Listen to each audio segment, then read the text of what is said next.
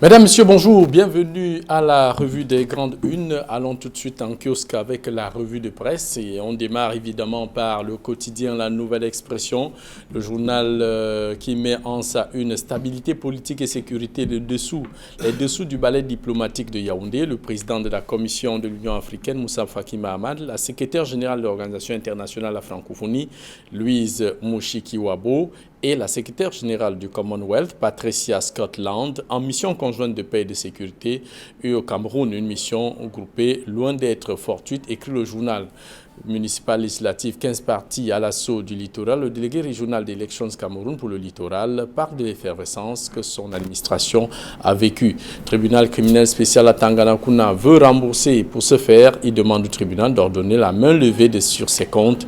Le Conseil d'État s'oppose à cette demande. Voilà pour ce qui est donc du quotidien La Nouvelle Expression.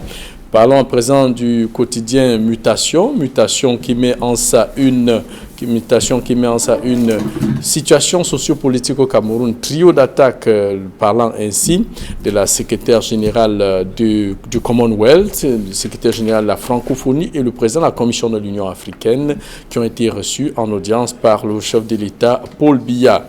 Le quotidien Cameroun Tribune parle d'Union africaine, Commonwealth, francophonie, soutien assuré donc au Cameroun et au président de la République pour la résolution de la crise anglophone. Le quotidien Le Messager parle plutôt des menaces des États-Unis. Les émissaires de Biya supplient Tibor Nage, une délégation conduite par Félix Mbayou, le ministre délégué à séjourner aux États-Unis, pour tenter négocier le maintien du Cameroun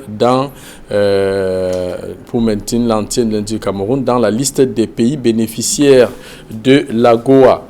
Et puis le jeune enquêteur met en sa une vers le report du double scrutin du 9 février 2020. 3 gros diplomates à Yaoundé pour en débattre. L'élection sans le MRC est un gros risque pour le Cameroun. C'est le branle-bas dans les formations politiques, écrit le journal de Casimir Désiré Itagne. Et puis le journal financier d'Afrique qui parle de commerce intra-africain, la stratégie du Cameroun pour le libre-échange africain, indique le journal, et évoque évidemment les arrestations contre la corruption qui se poursuivent au Gabon.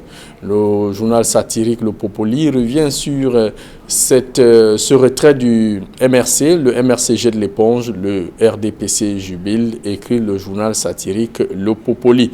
Voilà ce qu'on peut retenir de la revue parue en kiosque, des journaux parus en kiosque ce matin. Place à présent avec évidemment nos invités du jeudi qui sont évidemment déjà là. Le doyen Camille Nélé, bonjour et bienvenue à la revue des grandes unes, évidemment avec l'actualité qui vous a marqué. Bonjour Jean-Paul Chouniat, bonjour téléspectateurs d'Equinox Télévision, bonjour Guy Hervé Fangan, je ne peux pas vous oublier. Avant de parler de l'actualité qui a marqué mon attention, je tiens ici à formuler toute ma sympathie à monsieur Jean-Philippe Ngomebe, le tout nouveau sous-préfet de Dibombarie qui a perdu son épouse dans la nuit d'hier. La nouvelle a fait le tour de la ville comme une traînée de poudre. Alors imaginez ce jeune sous-préfet qui avant d'être envoyé à Dibombarie avait été premier adjoint préfectoral donc qui perd sa jeune épouse. Tout ce que je peux faire, c'est de lui témoigner ici toute ma sympathie. Beaucoup de courage. Et beaucoup de courage. Bon, pour revenir à l'actualité, je peux tout simplement noter l'opiniâtreté de certains caciques de ce régime qui, j'ai l'impression, qui donnent l'impression que leur personne est plus importante que le parti ou que les intérêts. Quand je pense par exemple à M. Cavaillé Guédibré, député, président de l'Assemblée nationale depuis 1992, député depuis 1972, qui est né à son énième mandat, qui ne comprend pas que la circulaire du chef de l'État demande aux plus anciens de pouvoir céder, mais qui s'accroche bec et ongle à la candidature. On se demande vraiment à quoi cela rime. Quand on regarde de l'autre côté, du côté de la Dabawa, on voit comment son vice-président de l'Assemblée nationale, député aussi depuis 4 ans, mais qui ne veut toujours pas partir, et qui ne réalise pas qu'ils sont en train de se couvrir de ridicule, et plutôt ils sont en train de démontrer que ils ne respectent pas le président national la simple circulaire de leur parti. Donc c'est tout simplement extraordinaire. Guerre Fongan, bonjour et bienvenue à la revue des Grandes Unes. Bonjour Jean-Paul, la voix de l'Ouest, et bonjour au doyen Camille Nellet, que toute la presse, le monde entier nous envie. Et bonjour à tous ceux-là qui prennent du plaisir à nous regarder et qui estiment que nous contribuons à construire une conscience citoyenne et à éduquer les masses. Évidemment, l'actualité qui vous a marqué. Alors, moi, ce qui m'a marqué, c'est un brillant reportage que j'ai regardé encore ce matin sur 7h d'Equinox TV. D'ailleurs, le reportage que vous avez brillamment réalisé, Jean-Paul, qui parlait de Bimbia, du côté du sud-ouest. Moi, ça m'a donné la chair de poule et c'était assez révoltant de savoir que on est dans un pays où on a tout abandonné, où il n'y a pas de vision. Et ça m'a rappelé justement ce que j'avais vu et découvert à l'île de Gorée au Sénégal. J'ai vu comment les Sénégalais ont réussi à transformer magistralement un endroit triste, un endroit traumatisant, en un excellent parc d'attractions, un excellent site touristique qui génère d'énormes revenus pour le Sénégal. En rappelant aussi à la mémoire collective ce qui s'était passé à ces endroits et ainsi qu'à la jeune génération. Tout à fait. C'est des histoires à peu près similaires. C'est-à-dire que c'est un endroit où beaucoup d'Africains ont été déportés lors du fameux commerce des esclaves pendant la traite négrière pour les Amériques. Et on a également un site au Cameroun qui s'appelle Bimbé, où beaucoup de Camerounais, je crois que vous parlez de 68 000 ont été déportés de Bimbé pour les Amériques pendant la traite négrière, pendant l'esclavage. Et quand je vois le degré d'abandon de ce site-là, ça me conforte simplement dans l'idée selon laquelle on a... Pourtant classé au patrimoine national de l'État. C'est un patrimoine national. On n'a pas de vision, je vais dire que il n'y a pas une volonté, une capacité, une intelligence nécessaire de la part de nos dirigeants. Surtout ce canon à poudre. À pouvoir transformer ces obstacles en opportunités. Là, le canon à poudre aurait pu être un excellent site touristique qui aurait pu générer des devises pour notre pays, comme ça a été fait de manière brillante avec l'île de Gorée. Donc j'invite nos dirigeants, de temps en temps, quand ils voyagent, qu'ils fassent des voyages utiles et qu'ils découvrent qu'on peut, en voyageant au-delà de la villégiature, on peut ramener des choses intelligentes pour développer notre propre pays. Donc votre reportage était assez riche en émotions, c'était émouvant, mais surtout, il était assez révoltant pour nous autres qui pensons que on peut faire mieux, on aurait pu capitaliser de manière brillante, comme les Sénégalais ont pu faire avec l'île de Gorée. C'est assez... J'espère qu'ils vont regarder ça à plusieurs reprises. Surtout ce char à canon qui a déjà plus de 200 ans. Et qui est encore présent, qui est encore visible. Et j'oubliais avec Alfred Sarkin notamment et tout ça, oui. Tout est encore bien présent et malheureusement, c'est dans un abandon indescriptible. Et vraiment, qu'on essaie de copier de temps en temps ce qui est bien. Et je comprends pourquoi est-ce que le président sénégalais a accordé beaucoup de facilité à notre compatriote, brillant écrivain, Achille Bembe. En lui desservant un passeport diplomatique. Un passeport diplomatique parce qu'il estime qu'on est vraiment dans un pays qui n'est pas dirigé. Quand on voit ce genre de choses, c'est révoltant. Copions ce qui se fait bien ailleurs et implémentons ici. Bimbia est transformable et capitalisable. Et si on fait la chose bien, et ça ne peut qu'arriver qu'on aura des dirigeants qui ont une vision qui veulent transformer et développer ce pays. Jean-Paul Chounel, pour parler de canon, il y en a aussi un du côté de Djibalé. Il y a un canon aussi qui est là, qui est complètement abandonné à la broussaille. Et Djibalé qui est une île absolument unique dans son genre. Une île paradisiaque. Voilà. Ce canon aussi est là. Il est comme une sorte de... Il fait partie du décor tout juste. Même si aller en Djibalé, c'est un pays béni finalement. Sauf qu'il n'y a pas de... Alors, chers messieurs, on entre dans le vif du sujet. Camille Nellet, la politesse voudrait que ce soit vous qui preniez la parole en premier. Stabilité politique et sécurité, les dessus du balai diplomatique de Yaoundé, c'est quand même extraordinaire. On n'a pas eu à voir ça quand même dans un pays africain ou encore moins au Cameroun. 3 chefs de mission, trois dirigeants d'organisations internationales qui arrivent au Cameroun le même jour, sont reçus le même jour par le chef de l'État. Est-ce que ça ne traduit pas quand même une certaine urgence de l'heure, à savoir les problèmes qui se posent au Cameroun, les questions électorales et la crise anglophone?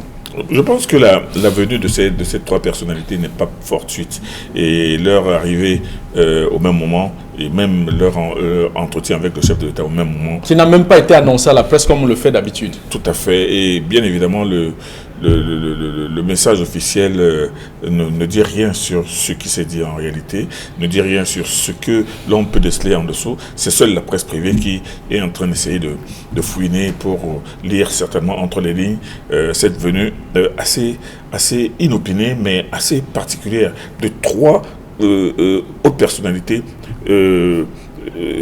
portées à la tête de 3 grandes organisations, l'OIF, le Commonwealth et l'Union africaine. Ce n'est pas fortuit. Bon, c'est vrai que le langage officiel, le discours officiel ne dit rien. C'est la diplomatie. C'est la diplomatie. On est en train de nous présenter comme un ballet diplomatique, comme une grande rencontre au sommet entre le chef de l'État, le Commonwealth, l'Union africaine et l'organisation de la francophonie. Mais on ne dit rien. Bon, la presse privée, elle est en train de subodorer une sorte de pression. Bon, pression peut-être feutrée ou bien pression conséquente. Dans tous les cas, Camille, juste pour vous relancer, est-ce qu'il est possible que ces 3 responsables des grandes organisations internationales viennent à Yaoundé, rencontrent le chef de l'État sans évoquer, j'ai envie de dire, les questions qui fâchent? Non, évidemment pas, puisque même dans les colonnes du journal Cameroun Tribune, on dit qu'effectivement un certain nombre de choses ont été inscrites au menu de leurs entretiens, les problèmes électoraux, les problèmes sur la sécurité, l'insécurité dans les régions du nord-ouest et du sud-ouest. Non, forcément, mais beaucoup voient là-dedans, derrière cette visite en réalité, une pression diplomatique sur le président de la République, sur le gouvernement, et peut-être une sorte d'incitation à revoir les choses ou à voir les choses, ou même, on a même parlé de leur disponibilité à s'impliquer de façon directe dans la résolution ou dans la recherche d'une stabilité un peu plus conséquente au Cameroun. Guy Hervé Fongan. Disons, moi j'ai observé cette actualité avec beaucoup de recul et de froideur. D'ailleurs, je félicite la nouvelle expression d'avoir mis ce titre, cette information à la une, parce que ça traduit une certaine cohérence et une constance. Et je me réjouis de ce que c'est Edmond qui les fait. Souvenez-vous qu'il y a quelques semaines, quelques temps avant le fameux grand dialogue national, c'est également la nouvelle expression qui nous avait rappelé que ce grand dialogue intervenait quelques jours avant l'Assemblée générale des Nations Unies. Je crois que c'était quasiment le seul journal quotidien, papier, qui en avait parlé à cette époque-là pour davantage, j'allais dire, interpeller les gens sur le lien qu'on pourrait établir entre cette sortie du président et l'Assemblée générale des Nations Unies. Je ne veux pas dire que la nouvelle expression Edmond lève des lièvres, mais simplement pour dire que c'est bien que la presse joue ce rôle de sentinelle et attire l'attention des Camerounais sur ce qui est en train de se passer. Et on ne peut pas ne pas lier cette sortie à retrait du MRC de l'élection de février, parce que voyez-vous, moi je suis un peu amusé. Autrement dit, c'est le retrait du MRC qui fait bouger les lignes? Non, je refuse de croire qu'ils sont venus parce que le MRC s'est retiré. Non, c'est forcément une visite qui était préparée, encore que le MRC, ce n'est que lundi qu'on l'a pris. Je présume que cette visite a été préparée il y a longtemps à l'avance, mais il n'est pas exclu que le professeur Moïse Kamto ait accès à un niveau d'information que nous n'avons pas, et ce n'est pas banal cette venue. On parle quand même du Commonwealth, de la francophonie et de l'Union africaine. Je veux dire que c'est 3 sorties qui ne sont pas hasardeuses, ça prend très au sérieux, mais il faut avoir toute raison de garder, parce que je vois des gens qui commencent à fantasmer, depuis que ces gens sont arrivés, sur une éventuelle bunkérisation du palais d'Etoudi, comme ça avait été le cas avec Gbagbo. Donc il y a ce fantasme-là qui est alimenté. Oui, si vous lisez avec beaucoup de froideur les éléments de langage distillés dans la presse classique. Guy Fongan, je ne veux pas vous interrompre pour reprendre les paroles célèbres du locataire d'Etoudi. On ne commente pas les commentaires. Laissez les gens commenter. Il y a une rhétorique qui alimente ce fantasme-là. Donc une sorte de bunkérisation du palais d'Etoudi, comme ça avait été le cas avec Gbagbo. Et donc je dis que non, c'est pas de ça. Et quand vous écoutez leur déclaration sortie de l'entretien avec le président, il y a quand même des éléments de langage qui sont évoqués. Il parle du retour à la paix, il parle de l'accompagnement, il parle de l'expertise qu'il veut apporter pour le bilinguisme, etc. Il parle d'un certain nombre d'éléments qui... Je veux dire qu'il n'y a pas a priori, il n'y a pas d'affrontement visible, mais ce n'est pas banal. Et je continue de croire, pour ma part, que contrairement à ce que les gens pensent, je crois que c'est lié au retrait, au retrait du MRC. Parce que voyez-vous, je suis convaincu de ce que le MRC n'a pas dévoilé toutes les facettes de son retrait qui, pour ma part, a été un retrait assez stratégique, qui n'est pas banalisé. En tout cas, ces éléments sont liés. Tout est lié et il faut faire très attention. Et ça va être davantage intéressant à observer, à décrypter, à analyser dans les semaines à venir, parce que, contrairement à ce que les uns et les autres peuvent penser, le plus grand absent, c'est-à-dire le MRC, sera le plus grand présent. Camille Nélé, est-ce que quand on regarde ce qui se passe à Yaoundé avec ses émissaires, l'Union africaine, l'OIF et le Commonwealth qui sont arrivés, est-ce qu'au sorti de là, quelque chose peut véritablement bouger? On ne sait jamais. Vous savez, avec ce qui se passe entre les quatre murs de Toudi, il n'y a pas souvent, nous a pas habitués à nous donner la quintessence des vraies choses, des vrais discours et des vrais accords qui peuvent être conclus entre le président de la République et ses illustres hôtes. Mais comme vous le dites, comme d'ailleurs la presse de Subodor et comme le soupçonne une certaine opinion, la venue de ces gens n'est pas fortuite, leur présence à Yaoundé au même moment n'est pas fortuite, leur entretien avec le chef de l'État de manière pratiquement urgente, n'est certainement pas fortuite non plus. Donc, il y a des choses sérieuses qui se sont dites, c'est vrai, et Guy Hervé Fongan a raison quand il dit que leur arrivée au Cameroun était préparée depuis très longtemps, parce que de telles rencontres ne s'improvisent pas. Sont préparés depuis un moment, et effectivement il y a un certain nombre de petites choses. Les bruits des couloirs diplomatiques ne ressortent jamais à l'extérieur. Ils ne ressortent jamais à l'extérieur. Vous savez, nous, depuis plus d'un an et demi, moi j'avais dit que pour que, au-delà de l'élection présidentielle, pour que les choses soient un peu plus paisibles au Cameroun, il faudrait d'abord qu'on commence d'abord par un recensement pour savoir combien nous sommes exactement au Cameroun.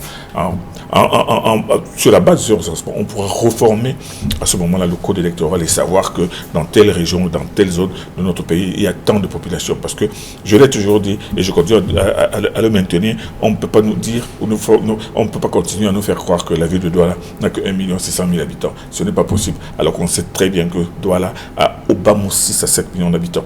Or, sur le plan électoral, au niveau électoral, on sait que c'est 1 600 000. Donc, c'est les choses qui faussent et les résultats et les perspectives. Or, est-ce que Camille, sur le code électoral dont vous évoquez, il y a quand même, par exemple, la déclaration, l'article 66 qui dit la déclaration de biens, et il y a, non, ça c'est la Constitution, excusez-moi, je ne voulais pas du code électoral, où on indique clairement que dans ce code électoral, il faudrait par exemple qu'on instaure le bulletin unique qui va permettre d'éviter un certain nombre, ou alors qui va permettre un certain consensus, et le bulletin unique et d'autres questions. Est-ce que pour le faire, il y a des aspects dans cette loi? Est-ce que pour modifier cela, il faille forcément recenser la population? Non, il faut d'abord commencer par... Mais à vrai dire, il faut d'abord qu'on sache, il faudrait bien qu'on sache... Il faut faire un travail pédagogique. Combien on est au Cameroun pour pouvoir descendre au niveau du code électoral. Mais au niveau du code électoral, j'ai toujours dit qu'il est temps, il est plus que temps aujourd'hui au Cameroun que les responsables divers leaders politiques s'assoient avec le pouvoir pour qu'on se mette d'accord sur un code accepté de tous avant que la loi ne passe à l'Assemblée. Parce que le code électoral ne se décide pas dans les réseaux sociaux ni dans les journaux. Il faudrait bien que ça passe. Après tous les accords, ça passe par l'Assemblée pour qu'il soit accepté de tous, qu'il soit inattaquable. Donc aujourd'hui, aucune personne honnête ne peut se risquer à dire que le code électoral en vigueur est blanc comme neige. Non, c'est pas possible. Ce code électoral est un code électoral qui est désuet. Il faut le dire, il faut le changer. Bon, mais maintenant, tous ceux qui ont participé aux élections jusqu'à présent l'ont toujours décrié. Et maintenant, au moment où l'élection est programmée pour les 2-3 mois à suivre, est-ce qu'on va s'atteler à changer le code électoral avant l'élection? Bon, c'est le souhait certainement de beaucoup de personnes, mais humainement et techniquement. Quitte à reporter l'élection. Et quitte à reporter l'élection, mais seulement reporter l'élection aujourd'hui, au moment où ça déjà. Vous savez que le gouvernement bien n'a pas l'habitude de se sentir autant bousculé. De se sentir bousculé et d'avoir à perdre la face. Parce qu'aujourd'hui, renvoyer l'élection pour le code électoral serait démontrer tout simplement qu'il y a eu des pressions et le régime a tout simplement cédé. Guy Hervé Fongan, est-ce que avant que vous ne réagissiez, est-ce que dans la configuration actuelle, comme beaucoup d'observateurs le disent, le président Biya est presque en fin de règne, est-ce que ce n'est pas le moment de mettre toutes ces questions sur la table, régler tout ce qu'il y a comme incompréhension et que si jamais il arrive qu'il parte, au moment de partir, qu'après lui, qu'il n'y ait pas d'autres batailles qui continuent dans les mêmes lancers? Vous savez, ma religion est faite sur le sujet. Je suis de ceux qui pensent avec force et conviction que même avec le code électoral actuel, il est possible de battre le RDPC. C'est tout à fait possible et j'ai été très embarrassé que ce soit un argument qui soit brandi par le MR pour se retirer. Mais je comprends évidemment qu'en réalité c'est une raison périphérique, que les vraies raisons sont ailleurs et qu'on va le découvrir au fil des semaines qui arrivent. En réalité, pour répondre à votre question, il faut dire que si le RDPC en face un seul parti, c'est-à-dire une liste unique, une sorte de plus en plus, les partis d'opposition parlent de liste arc-en-ciel, pas plusieurs candidats en même temps, pas plusieurs partis politiques, le RDPC perdra.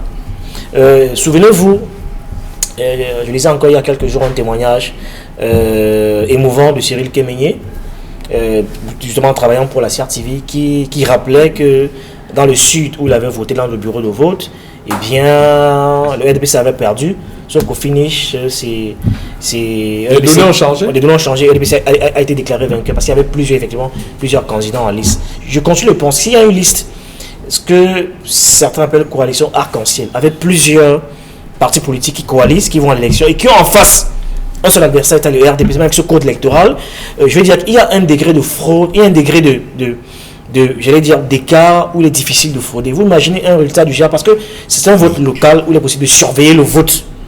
Ça s'est vu à Douala de manière brutale. Et il y a une chose qu'on ne dit jamais assez, la société dans laquelle on vit évolue en se complexifiant. Et donc les besoins de celle-ci suivent exactement la même tendance. Le citoyen qui vote aujourd'hui n'a rien à voir avec le citoyen de 97. Les données ne sont plus exactement les mêmes en termes de vigilance. Les citoyens sont de plus en plus éveillés et s'intéressent aussi à la politique. De plus en plus. Voyez-vous, une rare fois, on a assisté à une élection où même ceux qui étaient dans le Nevada pouvaient en direct voir les chiffres au tableau. C'est-à-dire que les gens se...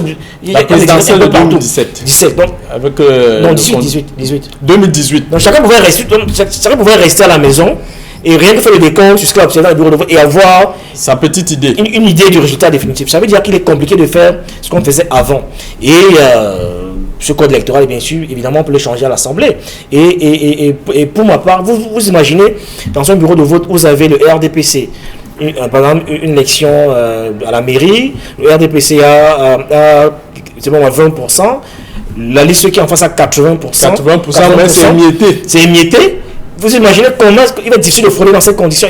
C'est comme ça d'en repartir dans plusieurs autres bureaux de vote. Ça va être compliqué de frauder parce que les gens seront décidés à suivre jusqu'au bout et on risque de frauder l'insurrection si on va contre la volonté du peuple. Mais comme les gens sont dispersés, eh bien, ça laisse le flanc à une sorte de cafouillage et le champ le grand bénéficiaire le RDPC évidemment. Parce que s'il y a une liste consensuelle, mais avec ce code électoral et que les gens surveillent le vote, sont inscrits, il est possible de pas le RDPC.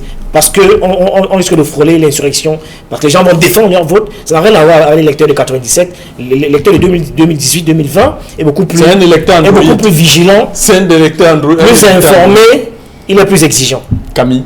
Oui, bon, je voulais dire que le RDPC lui-même, qui est seul contre tous, a un problème interne aujourd'hui. Il n'est pas seul contre, enfin bref. Bah. Oui, en fait, c'est le parti au pouvoir. Oui, on n'a pas de parti au pouvoir. Vous êtes en train de parler de mutualisation. Oui. C'est tous contre un. Oui, bon, lui, il est seul contre tous. Ce RDPC lui-même a de sérieux problèmes. Il y a des problèmes à l'intérieur, dans son intérieur. Vous imaginez que la hiérarchie du RDPC n'arrive même pas à prendre en compte les aspirations et des militants et des populations, en laissant, par exemple, être investis des personnes qui sont vomies, décriées. Les chargés de mission qui tripatouillent. On se demande si ces chargés de mission n'ont pas pour mission justement de venir fragiliser les listes du RDPC. Parce que dans certaines circonscriptions, on va retrouver même des repris de justice que les chargés de mission ont laissé être infiltrés dans les listes, sachant très bien que ces personnes sont décriées, ces personnes ont un casier judiciaire ou ne sont pas camerounais.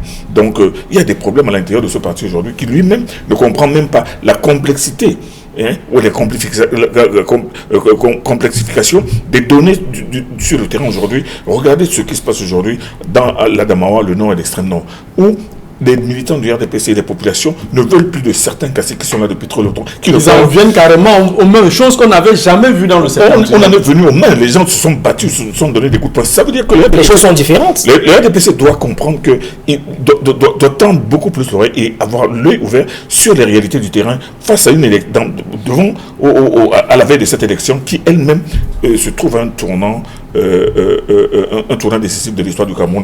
Guy Hervé Fongan a parlé de la fin de règne du président de la République. Oui, c'est vrai, parce qu'après 2025, il sera difficile d'imaginer que le président de la République se représente encore jusqu'à 2032 et tout ça. Non, moi je pense que le RDPC a tout intérêt aujourd'hui, non seulement à avoir l'œil ouvert sur les réalités du terrain, mais surtout sur les réalités internes. Et ces réalités internes vont faire que s'il ne tient pas compte de ces réalités internes, il va se retrouver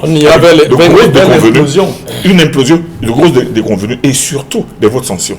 Mais il faut dire que, une phrase rapidement pour indiquer que le RDPC ne tire pas suffisamment les leçons du passé. Voyez-vous, lors de la récente élection législative d'il y a 2013, ouais, par exemple, Yabassi, c'est pas ça, Yabassi, le RDPC, ils sont allés exactement comme ils font cette année. On a pris les mêmes et on a recommencé. Et un parti sorti. Un parti de nulle part est venu prendre la mairie.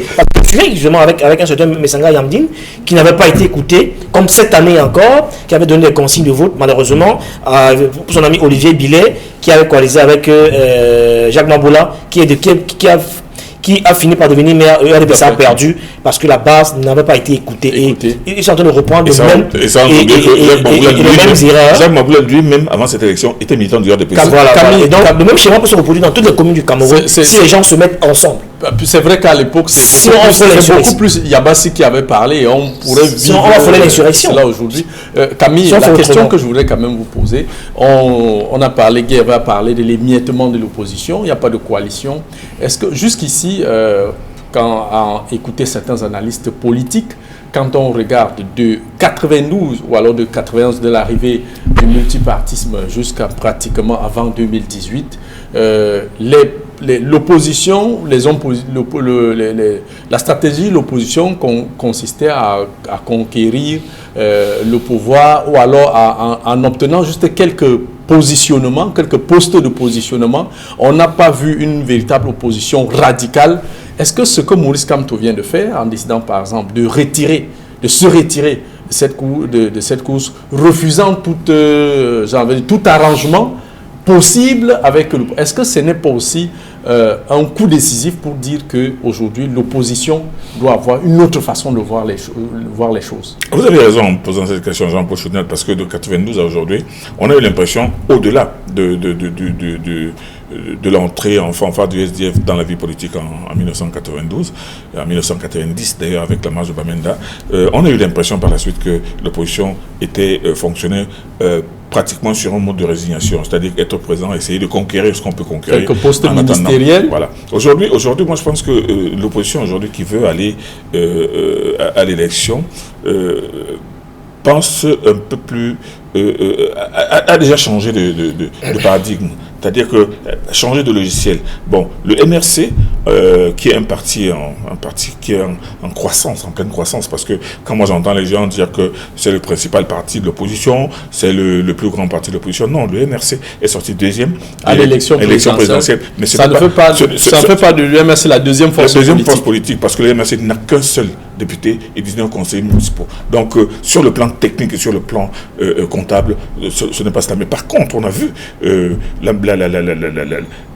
l'engouement des militants du RDPC et surtout la pugnacité des militants de ce parti dans la conquête du pouvoir et des espaces. Aujourd'hui, le président du MRC a décidé presque unilatéralement, parce que sa décision... Il a pris de court, c'est propre du temps de sortir de l'élection. Certains parlent de stratégie. Oui, quelle stratégie? D'autres qui disent que il est en train de se susciter. D'autres disent que non, il est trop intelligent pour se suicider. Il est visionnaire. Il est trop intelligent pour se suicider. C'est l'avenir seul qui nous dira pourquoi il a fait. Mais vous savez très bien qu'au-delà de ce retrait spectaculaire, il y a aussi le fait que le MLC lui-même n'avait pas... vous savez, on avait les évêques se suicider. N'avait pas encore réussi à avoir plus de 36 listes. Moi, pour tout le Cameroun, c'était vraiment pas suffisant pour assister, pour participer de façon honorable à une élection. Mais la posture de M. Kamto en disant que nous avons décidé, nous ne voulons pas nous participer à cette élection, c'était certainement aussi pour susciter une sorte d'effet domino sur les autres partis en se disant que si nous nous mettons à plusieurs pour nous désister cette élection, le RDPC pourra se retrouver comme le Tchad en 1996, en 2006. En 2006, vous savez, en 2006, toute l'opposition avait boycotté l'élection. Et M. Idriss Déby s'était retrouvé avec 4 partis de l'opposition. Mais 4 partis de l'opposition, parmi lesquels 3 partis alliés, dont le président était ministre de la République. Alors il était en train c'est bien ridicule ça quand même. Mais je vous dis, il y avait 4 partis. Il y avait 3 partis qui étaient là, M. Kassiré, M. Mahamat et M. je ne sais plus lequel.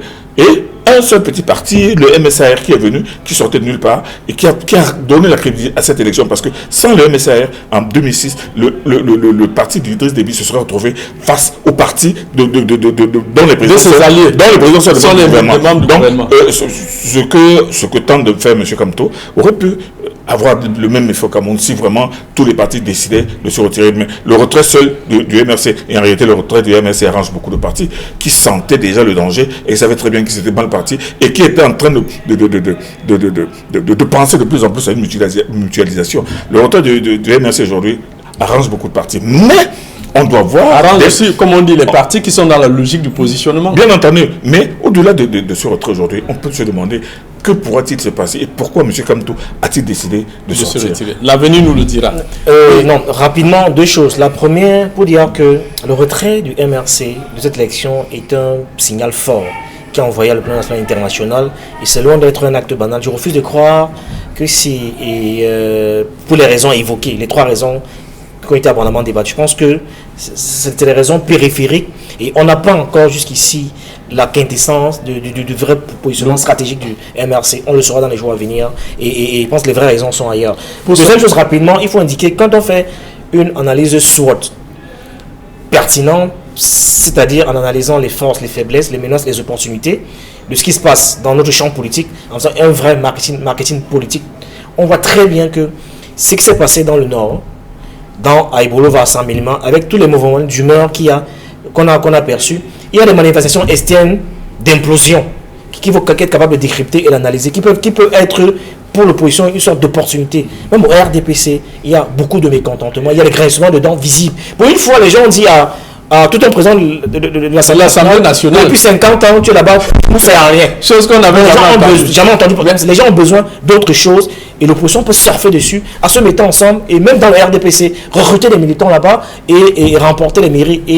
Merci. C'est un place à l'Assemblée nationale. Merci Guy Hervé Fongan. Merci Guy Hervé Fongan. Merci Camille Nélé. La pensée du jour, qui veut la pluie doit aussi accepter la boue. Qui veut la pluie doit aussi accepter la boue. C'est une pensée qui nous vient depuis le village Nyokon là-bas. Jean-Paul Nga, un fidèle téléspectateur de la revue des Grandes Unes. Madame, Monsieur, nous sommes arrivés au terme de cette revue des Grandes Unes. Rendez-vous demain pour la dernière de la semaine et restez scotchés sur les programmes d'Equinox Télévision avec 10-12 le Zénith qui démarre dans quelques instants.